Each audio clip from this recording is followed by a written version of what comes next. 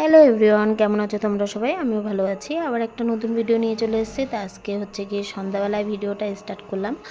তো এই দেখো মা রুটি করছে এখানে।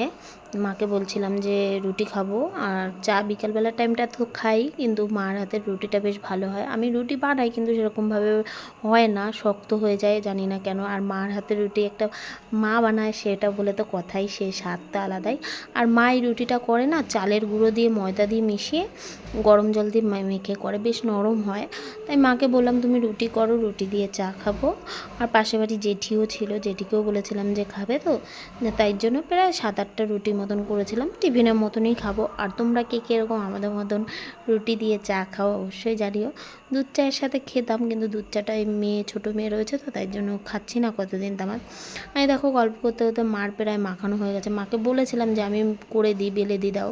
মা বলছে না আমি করতে পারবো। আর এদিকে আমার মেয়ে একটু, ওইখানে একটা বাটি ছিল প্লাস্টিকের, ওইটা মাথায় দিয়ে বলছে দেখো তো মা আমাকে কেমন লাগছে। আর এই যে রুটিটা, এই রুটিটা মা, আমি সত্যি কথা বলতে বেলতেই পারি না, আমার গোলই হয় না। কেন হয় না জানি না, মার হাতে কী সুন্দর গোল হয়ে যায়, আর মার হাতে বেশ ভালোও লাগে।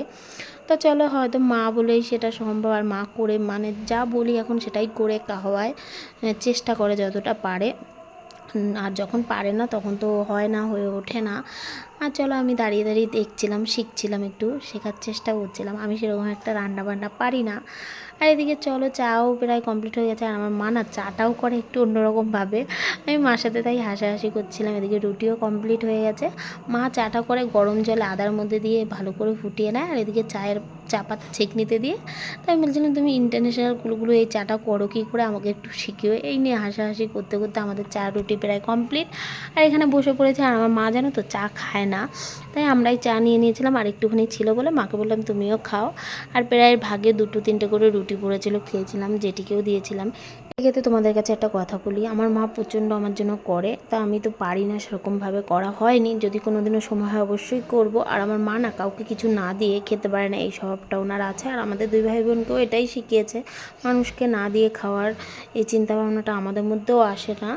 তা চলো টাটা, এই ভিডিওটা এই অবধি। নেক্সট ভিডিওতে তোমাদের সাথে দেখা হচ্ছে। কেমন লাগলো অবশ্যই কমেন্টে কিন্তু জানিও।